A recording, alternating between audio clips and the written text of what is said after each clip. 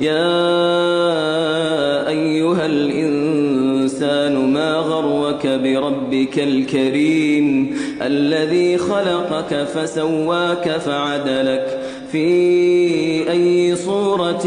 ما شاء ركبك كلا بل تكذبون بالدين وإن عليكم لحافظين كراما كاتبين يعلمون ما تفعلون إن الأبرار لفي نعيم وإن الفجار لفي جحيم يصلونها يوم الدين وما هم عنها بغائبين وما أدراك ما يوم